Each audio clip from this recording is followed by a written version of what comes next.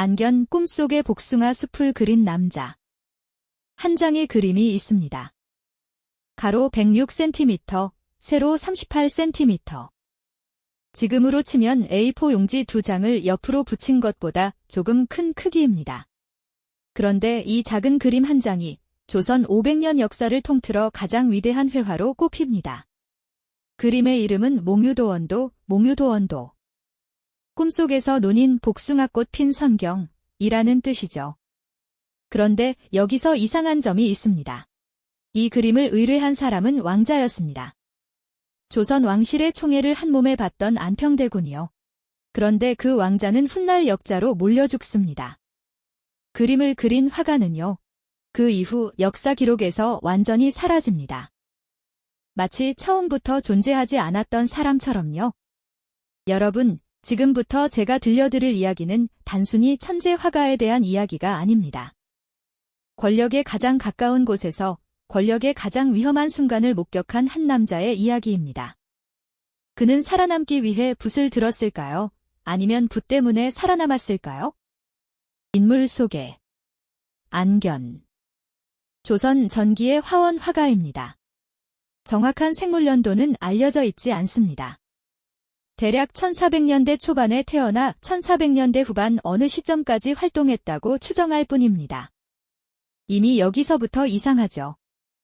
조선시대는 기록의 나라입니다. 왕의 일거수일투족을 낱낱이 적어 조선왕조실록으로 남긴 나라입니다. 그런데 당대 최고의 화가라는 사람의 생물연도를 모릅니다. 그 이유가 바로 이 이야기의 핵심입니다. 안견의 본관은 지곡, 호는 가도, 혹은 현동자라고 전해집니다. 아버지의 이름조차 기록에 남아있지 않습니다. 그가 어디서 태어났는지, 어떤 집안 출신인지, 어떻게 그림을 배웠는지 우리는 거의 아무것도 모릅니다. 우리가 아는 것은 단 하나. 그가 별표 도하서, 별표에 소속된 화원이었다는 것. 그리고 그가 세종대왕의 총애를 받았다는 것. 그리고 그가 몽유도원도를 그렸다는 것. 그것이 전부입니다. 하지만 그 세 가지 사실만으로도 우리는 그의 삶을 충분히 상상할 수 있습니다. 시대 배경. 1440년대 조선. 이 시대를 한 단어로 표현하면 뭐라고 할 수 있을까요? 저는 빛과 그림자라고 표현하고 싶습니다. 빛은 분명했습니다. 세종대왕의 치세였으니까요. 한글이 창제되고, 과학이 꽃피고, 음악이 정리되고, 농업이 발전했습니다. 집현전에는 조선 최고의 인재들이 모여 밤새 책을 읽었고, 왕은 그들과 함께 나라의 미래를 논했습니다. 하지만 그림자도 짙었습니다. 세종에게는 아들이 많았습니다. 맏아들 문종은 학자이자 후계자였지만 몸이 허약했습니다. 그 다음 아들 수양대군은 야망이 넘쳤습니다. 셋째 안평대군은 시와 글씨, 그림을 사랑하는 예술가, 기질이 강했습니다. 왕자들은 표면적으로는 형제였지만 속으로는 이미 다가올 권력 다툼을 감지하고 있었을 겁니다. 그리고 화원 안견은 그 한복판에 있었습니다. 도하서 화원은 요즘식으로 말하면 국립예술원 소속 공무원 화가입니다. 신분은 낮았습니다. 양반이 아니었으니까요. 아무리 그림을 잘 그려도, 아무리 임금이 아껴도 화원은 중인 신분이었습니다. 그런데 이상한 일이 벌어집니다. 안평대군이 안견을 특별히 아끼기 시작했습니다. 그것도 단순한 후원자와 화가의 관계가 아니었습니다. 안평대군은 안견과 함께 그림을 논하고 시를 짓고 때로는 밤새 이야기를 나눴습니다. 신분의 차이를 가볍게 넘어선 우정이었습니다. 아니, 우정이라기보다 어쩌면 서로가 서로를 필요로 하는 관계였을지도 모릅니다.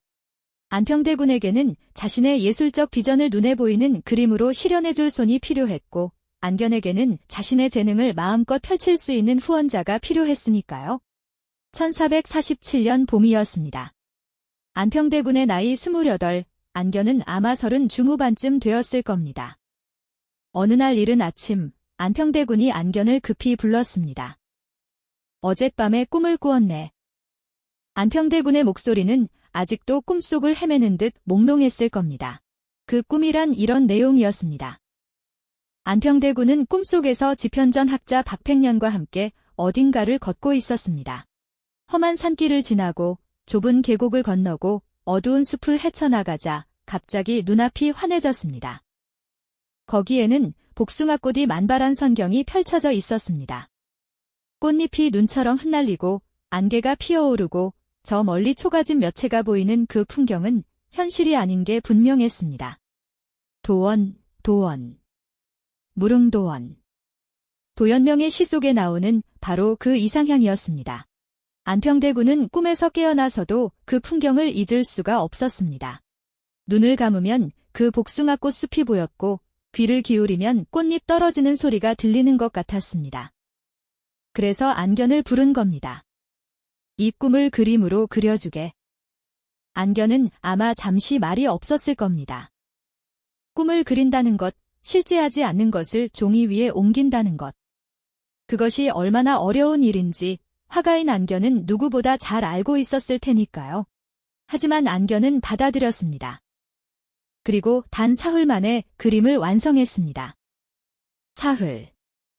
8천자 가까운 역사 기록에서 이 사흘이라는 단어만큼 저를 오래 멈추게 만든 것도 없습니다. 단 사흘 만에 그 복잡하고 세밀하고 거대한 산수화를 완성했다는 것이 믿기지가 않습니다. 그런데 그림을 보면 믿게 됩니다. 몽유도원도는 그냥 예쁜 그림이 아닙니다. 이 그림은 오른쪽에서 왼쪽으로 읽어가는 구조입니다.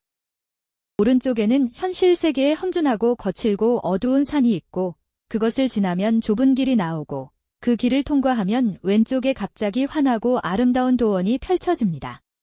꿈을 꾸듯 여정을 따라가는 구조입니다. 보는 사람이 자연스럽게 그 꿈속으로 빠져드는 구조입니다. 이것이 사흘 만에 나온 그림이라는 게 정말 믿기지 않습니다. 아마도 안견은 그 사흘 동안 밥도 제대로 먹지 않았을 겁니다. 잠도 자지 않았을 겁니다. 오직 안평대군의 꿈속 세계를 자신의 세계로 가져오기 위해 온 정신을 다 쏟아부었을 겁니다.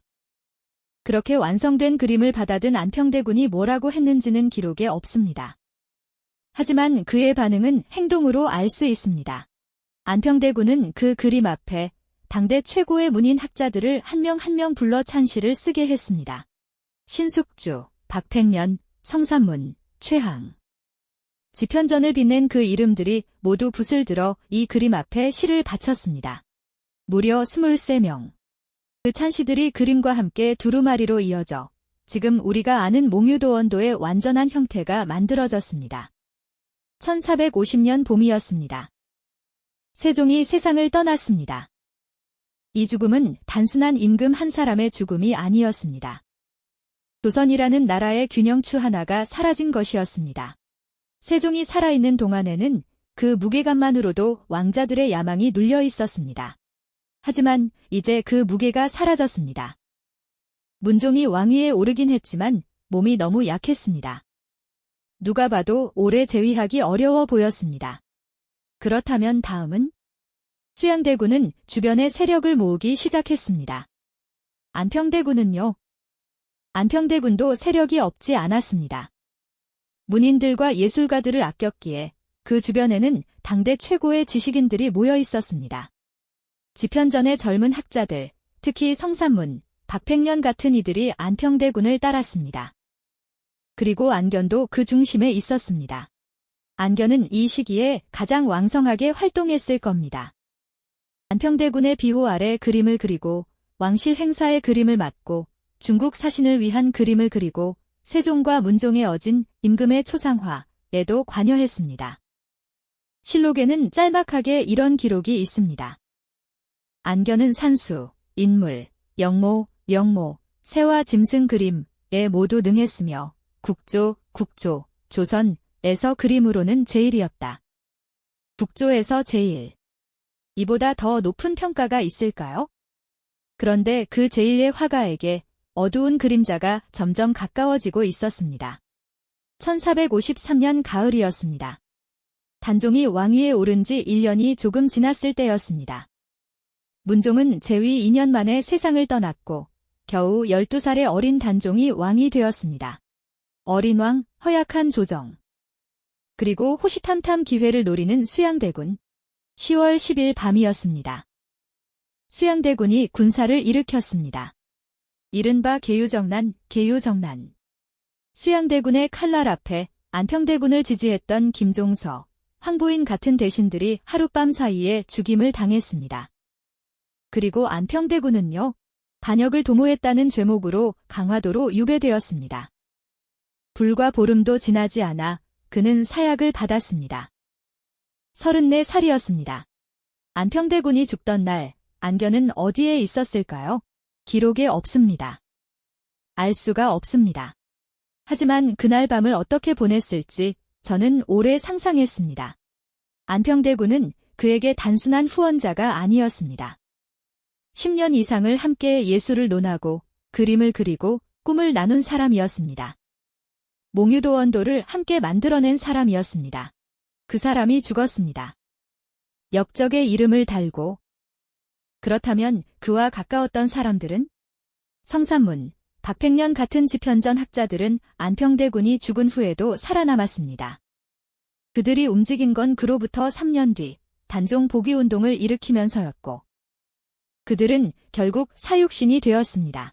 하지만 안견은 달랐습니다. 화원은 학자가 아니었습니다. 정치적 발언을 할 수도 편을 선택할 수도 없는 위치였습니다. 그저 붓을 들어 그림을 그리는 사람이었습니다. 그것이 안견에게 저주였을까요? 아니면 구원이었을까요? 여기서 한 가지 의문이 생깁니다. 안견은 왜 살아남았을까요? 안평대군과 그토록 가까웠음에도 불구하고 계유정난 이후에도 안견의 이름이 기록에 남아있다는 사실은 놀랍습니다. 물론 이후 기록은 현저히 줄어듭니다. 하지만 처형되거나 유배되었다는 기록도 없습니다. 어떻게 그게 가능했을까요? 한 가지 이유를 생각해 볼 수 있습니다. 안견은 화원이었습니다. 화원은 정치와 권력의 세계에서 엄밀히 말하면 도구였습니다. 왕이 바뀌어도 권력자가 바뀌어도 그림을 그리는 사람은 필요했습니다. 수양대군, 즉 세조도 예술을 아꼈습니다. 조선 최고의 화가를 굳이 죽일 이유가 없었을 겁니다. 하지만 또 다른 이유가 있었을지도 모릅니다. 몽유도원도를 생각해보세요. 그 그림에는 안평대군의 서문과 발문이 있고 23명의 문신들이 쓴 찬시가 있습니다. 그 찬시를 쓴 사람들 중 일부는 훗날 사육신이 됩니다. 그런데 안견의 이름은 그 안에 있습니다. 그림을 그린 사람으로. 만약 수양대군이 그 그림을 위험한 것으로 여겼다면 안견도 위험에 처했을 겁니다. 하지만 그림은 없애지 않았습니다. 왜일까요? 어쩌면 세조도 이 그림만큼은 함부로 할 수 없었는지 모릅니다. 세종과 문종의 시대가 낳은 가장 아름다운 예술적 성취를, 조선이 얼마나 문화적으로 찬란한 나라인지를 보여주는 증거를, 권력은 예술을 이용하기도 하지만 예술에 의해 굴복하기도 합니다. 어쩌면 몽유도원도가 안견을 살렸을지도 모릅니다. 1463년 어느 계절이었는지는 모릅니다. 세조는 왕위에 오른 지 10년이 다 되어가고 있었습니다. 이 시기에 안견에 대한 마지막 기록이 등장합니다. 세조가 안견을 불러 그를 별표 혹은 별표이라는 직책에 임명했다는 기록입니다. 혹은 이것이 얼마나 큰 의미를 가지는지 아십니까? 조선시대의 화원이 받을 수 있는 관직은 극히 제한적이었습니다. 중위 신분인 화원이 정식 관직을 받는다는 것은 매우 이례적인 일이었습니다. 그런데 세조가 안견에게 혹은이라는 벼슬을 내렸습니다. 이것은 무엇을 의미할까요? 안견이 새로운 왕에게도 인정을 받았다는 의미입니다. 자신의 전 주인을 죽인 왕에게. 여러분은 이것을 어떻게 보십니까? 배신이라고 볼 수도 있겠습니다. 하지만 저는 조금 다르게 생각합니다. 안견은 화가였습니다. 화가는 붓으로 말합니다. 그가 할 수 있는 저항은 그림으로 했을 겁니다. 몽유도원도를 떠올려 보세요. 그 그림 속의 도원은 현실 어디에도 없는 세계입니다. 권력도 없고 다툼도 없고 야망도 없는 세계. 복숭아꽃만 피어있는 그 세계는 어쩌면 안평대군과 안견이 함께 꿈꾸던 세상이었을지 모릅니다. 그 꿈은 현실에서 짓밟혔습니다. 하지만 그림은 살아남았습니다. 그림이 살아남았다는 것은 꿈도 살아남았다는 뜻입니다. 감정적 클라이맥스. 안견이 몽유도원도를 완성하고 안평대군에게 전달하는 장면을 다시 상상해 봅시다. 사흘 밤낮을 꼬박 세운 후였을 겁니다. 손이 떨렸을 겁니다. 눈이 충혈되었을 겁니다. 하지만 그는 두루마리를 조심스럽게 펼쳐 들었을 겁니다. 그리고 스스로도 놀랐을 겁니다. 자신이 그린 그림인데 그것이 자신이 만들어낸 것이라는 느낌이 들지 않았을지도 모릅니다. 마치 꿈속에서 길을 안내받아 저절로 그려진 것 같은 느낌. 화가에게 그런 순간이 있습니다. 자신을 넘어서는 순간. 기술이 아니라 무언가 다른 것이 붓을 움직이는 순간. 안평대군도 그 그림을 보는 순간 말을 잃었을 겁니다. 꿈속에서 보았던 그 풍경이 거기 있었으니까요. 그가 뭐라고 했을지 기록은 없습니다. 하지만 저는 이렇게 상상합니다. 안평대군이 그림을 한참 들여다보다가 조용히 말했을 겁니다. 안화원. 이것이 내가 본 꿈보다 더 아름답네. 그리고 안견은 아마 이렇게 답했을 겁니다. 대군마마의 꿈이 아름다웠기에 붓이 따라간 것이옵니다. 이것이 기록에 있는 말은 아닙니다. 하지만 두 사람이 함께 만들어낸 그림을 보면 이런 대화가 오가지 않았을까 하는 생각이 듭니다. 예술은 혼자 만들어지지 않습니다. 꿈꾸는 자와 그 꿈을 손으로 붙잡는 자, 두 사람이 함께일 때 비로소 태어납니다. 안평대군이 꿈을 꾸지 않았다면 몽유도원도는 존재하지 않았을 겁니다. 안견이 붓을 들지 않았다면 그 꿈은 아침이 되면 사라지는 안개처럼 영영 잊혀졌을 겁니다. 두 사람이 만났기에 그 꿈은 지금도 살아있습니다. 결말과 역사적 평가. 안견의 최후는 알 수 없습니다. 언제 죽었는지도 모릅니다. 어디에 묻혔는지도 모릅니다. 1463년 호군 임명 이후 그의 이름은 다시 기록에서 사라집니다. 그냥 조용히 시대 속으로 녹아들었습니다. 하지만 그의 그림은 사라지지 않았습니다. 몽유도원도는 조선에서 일본으로 건너갔습니다. 언제, 어떤 경위로 건너가는지는 정확히 알 수 없습니다. 임진왜란 시기에 약탈되었다는 설도 있고 훨씬 이전에 외교적으로 전해졌다는 설도 있습니다. 현재 이 그림은 일본 델리대학교 도서관에 소장되어 있습니다. 한국에 없습니다. 조선이 낳은 가장 위대한 그림이 지금 우리 땅에 없습니다. 이것이 안타깝습니까? 저는 안타깝습니다. 하지만 동시에 이런 생각도 합니다. 그 그림이 어디에 있든 그것이 전달하는 것은 사라지지 않는다는 것. 산이 험해도 길이 좁아도 어둠이 짙어도 그것을 지나면 꽃이 피는 세계가 있다는 것. 그 이야기는 시대를 넘어 살아남습니다. 안견의 이름은 기록에서 희미해졌습니다.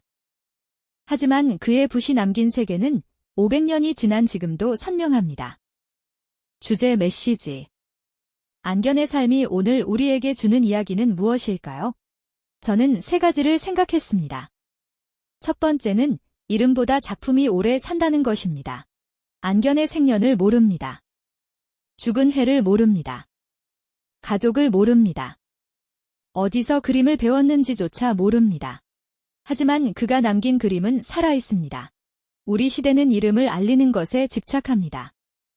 SNS 팔로워 수, 조회수, 검색 노출. 하지만 안견은 가르쳐줍니다. 진짜 남는 것은 이름이 아니라 당신이 만들어낸 것이라고. 두 번째는 살아남는 것과 살아가는 것은 전혀 다른 문제라는 것입니다. 계유정난 이후 안견은 살아남았습니다. 하지만 그 살아남음이 과연 기쁜 것이었을까요? 자신의 가장 중요한 후원자가 가장 가까운 사람이 역적으로 죽었습니다. 그와 함께 그림을 논하던 시간들이, 함께 꾸었던 꿈들이 전부 역적의 흔적이 되어버렸습니다. 살아남은 안견이 세왕 아래서 붓을 들었을 때 그 붓은 예전과 같은 붓이었을까요? 살아남는 것이 중요합니다. 하지만 어떻게 살아가는지가 더 중요합니다. 안견은 살아남는 방법을 선택해야 했습니다. 하지만 동시에 그림을 통해 자신이 살아가는 방식을 지켰을 겁니다. 그 꿈을, 그 도원을 화폭 속에 살려두면서. 세 번째는 꿈꾸는 자와 만드는 자가 함께할 때 기적이 일어난다는 것입니다. 안평대군 혼자였다면 꿈만 꾸었을 겁니다. 안견 혼자였다면 아름다운 그림을 그렸겠지만 거기에 담긴 꿈의 깊이가 달랐을 겁니다. 두 사람이 만났기에 몽유도원도가 태어났습니다. 우리 삶에도 그런 만남이 있습니다. 내 안의 꿈을 알아봐주는 사람, 내 손으로 만들어낸 것을 진심으로 기뻐해주는 사람. 그런 만남은 인생에 몇 번 오지 않습니다. 그 만남을 놓치지 마십시오. 설령 그 만남이 나중에 아픔으로 이어진다 해도 그 만남이 남긴 것은 사라지지 않습니다. 마무리. 안견은 살아남았고 붓을 내려놓지 않았으며 꿈을 그림으로 남겼습니다. 권력은 바뀌었고 왕조는 뒤흔들렸으며 그가 사랑했던 사람은 죽었습니다. 하지만 복숭아꽃 피는 세계는 지금도 그 두루마리 안에서 지지 않고 있습니다. 여러분에게 드리고 싶은 마지막 질문이 있습니다. 만약 여러분이 안견이었다면 어떻게 했을까요? 자신을 아껴준 사람이 역적으로 죽었습니다. 그 사람과 함께 만든 가장 소중한 작품이 이제 위험한 것이 되었습니다. 그래도 붓을 들겠습니까? 그래도 계속 그림을 그리겠습니까? 안견은 그랬습니다. 그는 계속 그렸습니다. 그리고 그 선택 때문에 우리는 지금 500년이 지난 뒤에도 그 꿈을 볼 수 있습니다. 당신의 꿈은 지금 어디에 있습니까? 살아남는 것과 살아가는 것은 전혀 다른 문제였습니다. 안견은 살아남는 것을 선택했고 살아가는 방법으로 그림을 택했습니다.